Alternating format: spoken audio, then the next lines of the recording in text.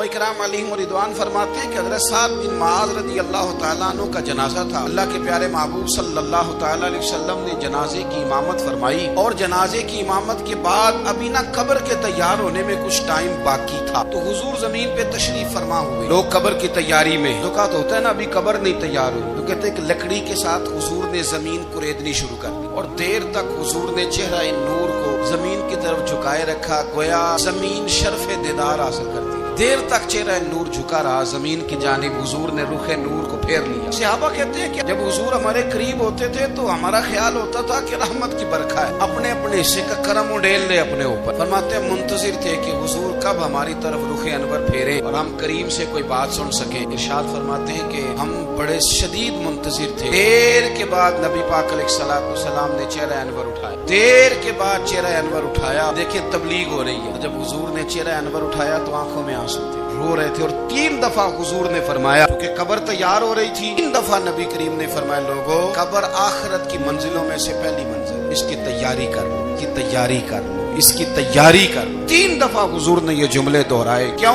ایک میں تبلیغ کرتا ہوں پر اس میں نہ درد ہے، نہ رونا ہے، نہ وہ لب و لہجہ. حضور دعوت دے رہے ہیں قبر کی تیاری کی، لیکن اس میں آنسو ہے، اس میں خاص رغبت ہے غلاموں کی. اپنی زندگی کے اندر جو ہمارا انداز تکلم ہے، ہمارا انداز گفتگو ہے. سیدنا عبداللہ ابن عمر رضی اللہ تعالیٰ عنہ روایت کرتے ہیں کہ نبی پاک صلی اللہ تعالیٰ علیہ وآلہ وسلم نے ارشاد فرمایا کہ جنت میں ایسے بھی کمرے ہوں گے، جنت میں کچھ ایسے کمرے، کچھ ایسے مکانات بھی ہوں گے کہ باہر کھڑے ہوں گے تو اندر نظر آئے گا اور اندر کھڑے ہوں گے تو باہر نظر آئے گا. یعنی ایک تو تم آئینے لگاتے ہو نا، دیواریں اتنی شفاف ہوں گی کہ اندر باہر سے ان کا حسن دکھائی دے گا. حضرت سیدنا مالک اشعری رضی اللہ تعالیٰ عنہ بیٹھے تھے. کہتے میں نے فوراً عرض کی حضور وہ ملیں گے کس کو؟ وہ جو اتنے حسین گھر ہوں گے کہ دیواریں ہی شیشے کی محسوس ہوں گی، اندر باہر سے حسن کے جلوے دکھائی دیں گے، حضور وہ ملیں گے کسے؟ اللہ کے پیارے محبوب علیہ السلام نے فرمایا وہ اس کو ملیں گے گفتگو اچھی کرے گا، جو گفتگو اچھی کرے، لب و لہجہ اخلاق والا ہو، گفتگو اچھی کرے گا، لوگوں کو کھانا کھلائے گا، اور جب لوگ سو رہے ہوں گے تو وہ اٹھ کے اپنے رب کی عبادت کرے گا. اس شخص کو وہ مکانات ملیں گے جن کی دیواریں آئینے کی مانند ہو، جن کا حسن تازہ ہو، جن کو اللہ تبارک و تعالیٰ نے اپنے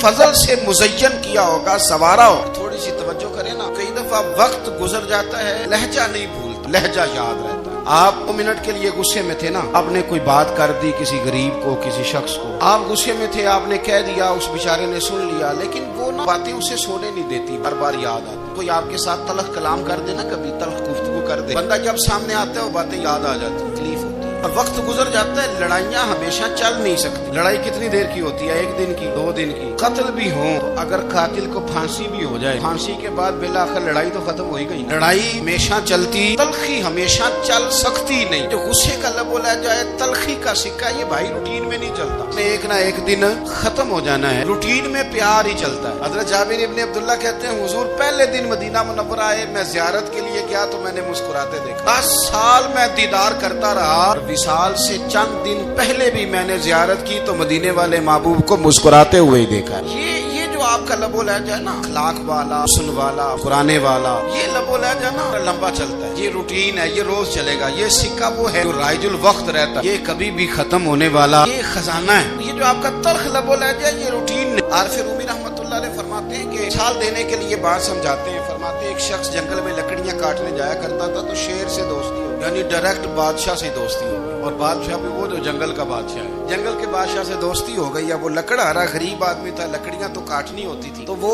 جنگل کا بادشاہ اعلان کر دیتا جانوروں کو کہ میرا دوست ہے، ایک تو کوئی تنگ نہ کرے، اور دوسرا یہ کہ سب لوگ مل کے اس کے ساتھ تعاون کرے. کبھی کوئی جانور لکڑیاں اکٹھی کراتا، کبھی کوئی اپنی پشت پہ گدھا، بیل، گھوڑا رکھ کے وہ لکڑیاں باہر چھوڑنے آتا. اب اس کی بڑی دھوم مچ گئی جنگل کے اندر. لکڑہارا مزدور تھا، وہ بادشاہ سے دوستی کر کے بادشاہ ہی بن گیا. وہ گھر آ کے نا بیوی کو اکثر بتاتا کہ میرا ایک دوست ہے، میں جاتا ہوں تو ساری پہلے ہی مخلوق کھڑی ہوتی ہے میرے استقبال کے لیے. دوستی جو بڑے سے ہو گئی ہے. بنا ہے شاہ کا مصاحب تو پھرے ہے اتراتا، وگرنہ شہر میں غالب کی آبرو کیا. وہ لوگوں کو بتاتا، بیوی کو بھی بتاتا دوست ہے. تو بیوی کہنے لگی اتنے تو تعریفیں کرتا، یہ نہیں بتایا کہ وہ جنگل کا شیر ہے، میرا دوست بتا دی. بیوی کہنے لگ گئی کہ تو اتنا جو اس کا ذکر کرتا ہے تو کسی دن بلا बुलाना, बुला किसी दिन आके उसकी दावत करें। अब उसने फिर ना उसको पर्दे में रखा, क्या कहते हैं आजकल, सरप्राइज देना है, मगर सरप्राइज देना है, पर्दे में रखा कि वो शेर है। बुला लिया घर, उसके लिए कच्चा गोश्त, जाहिर है शेर ने कच्चा गोश्त दिखाना था। कहने लगी पकाना किस तरह का है?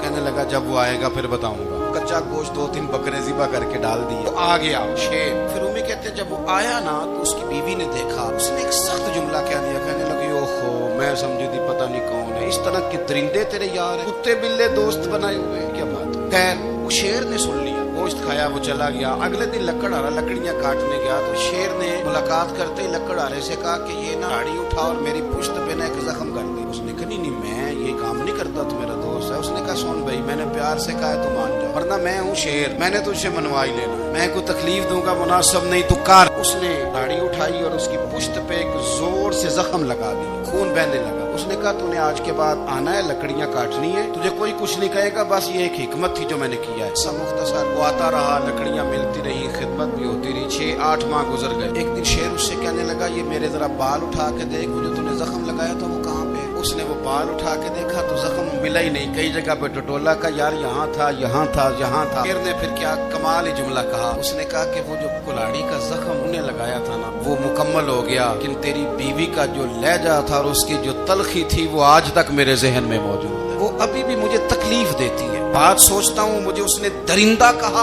उसने मेरे बारे में इतने कच्चे और कमजोर और सख्त जुमले कहे, वो बात मुझे भूलती आज भी मेरे जहन में उसी तरह गूंजती है। जुमले जो उसने कहे, खौफनाक जो अंदाज उसने इख्तियार किया, वो बात मुझे कभी भी भूलती। आपके लफ्ज लोगों को भूल जाते हैं, लहजा याद रहता है अगर हम अपने लहजे पर थोड़ी तवज्जो ही कर लें। कुछ लोग कहते हैं जी मेरा जी रूटीन ही ये है बात करने की। ये याद रखना किसी वक्त ऐसा भी होता है कि शेर को सवा शेर मिल जाता है। फिर ऐसा ना हो कि आपकी तलखी की जवाब में कोई इस तरह की तलखी हो कि फिर आप उसको कभी भुला ना सके। हमारे यहाँ ना ये दौर तेजियां दिखाने का दौर है, कुछ लोग जरूरत से ज्यादा तेजी दिखाने की कोशिश करते हैं। उन बेचारों का कभी कभी इतना सख्त नुकसान होता है कि उनको उनसे भी कई गुना तेज बंदा मिल जाता है। किसी ऐसी जगह जाके बेचारे उलझ जाते हैं जहाँ से वापसी का रास्ता नजर नहीं आता।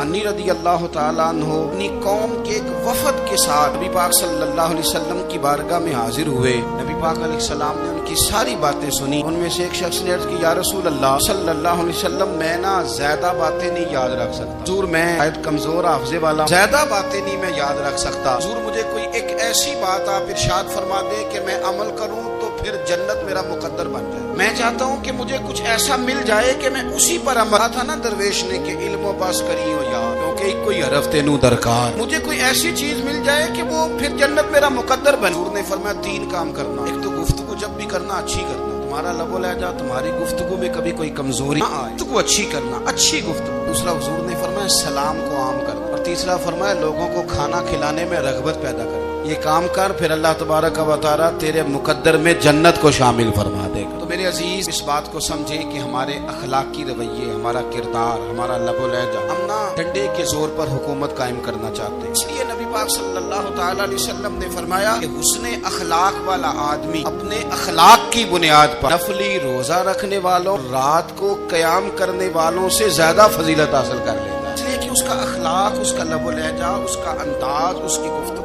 उसकी होती है, वो इतनी मीठी होती है कि लोगों के दिल नहीं टूटते, बल्कि बाज़-औक़ात उसकी गुफ्तगू की वजह से जो गम ज़दा आदमी होता है उसे सुकून मिल जाता है, उसे तसल्ली। देखें इंसान ने इंसान रहना है, उसने ना फरिश्ता बनना है माज़ अल्लाह, ना उसने खुदा बनना है, इंसान रहना। लेकिन वो कुछ भी नहीं किसी का सवार सकता। सिर्फ इतना है कि अगर आने वाले की वो सिर्फ अश्कशोई कर दे, बात तवज्जो से सुन ले, जाते वक्त 2 जुमले तसल्ली के बोल दे, और उसके जो बोल हो वो जरा मीठे हो। मीठे कख स्वाद नहीं मिश्री अंदर, असा खंडा भी चख डिठियां, और इन्हां सारियां शैवां नालों गल्लां सजन दियां मिठियां। अगर अंदाज थोड़ा सा शुस्ता हो, अंदाज थोड़ा सा ठीक। अब हमारे जो जदीद स्कॉलर आए हैं वो कहते हैं बॉडी लैंग्वेज। बॉडी लैंग्वेज क्या है? आपने कुछ भी नहीं कहा, लेकिन किसी बंदे की तरफ देख के ना आप जन हंसे हैं, सिर्फ तकलीफ होती है कि नहीं, आपने बात तो की कोई नहीं। इसका मतलब है लफ्जों का नहीं, लहजों का भी असर होता है, लहजों का भी असर होता है। लहजे होते हैं ये देरपा होते हैं, अंदर बड़ी मुस्कुराहट होती है, अंदर बड़ा प्यार होता है। आप तुर शुरू होके जब कोई काम करते, सख्त होके कोई काम करते, फिर उसके अंदर हुस्न नहीं रहता, खूबसूरती नहीं रहती। नबी पाक अलैहिस्सलाम का फरमान सुने, कलेजा ठंडा करता है। हुजूर ने फरमाया क़यामत के दिन मेरे ज्यादा करीब वो लोग होंगे जिनके अखलाक ज्यादा अच्छे हों। उनको کو ना जरा नेड़े जगह मिले असां जे हां गुनाहियां दा जदों आमाल नामा फरोल होवे जर्रे जर्रे ने सामने आ जाना जो जो मुंह थी बोलिया बोल होवे असां कोल हुजूर दे बैठ रहना अख अमल तरकड़ी तोल होवे कोलों की रब ने हिसाब लेना जेड़ा बैठा ही मुहम्मद दे कोल होवे नबी पाक ने फरमाया बैठ जाओगे मेरे करीब पर शर्त है अखलाक अच्छा होना चाहिए तुम्हारा लबो लहजा दुरुस्त होना चाहिए जगह नेड़े मिल जाएगी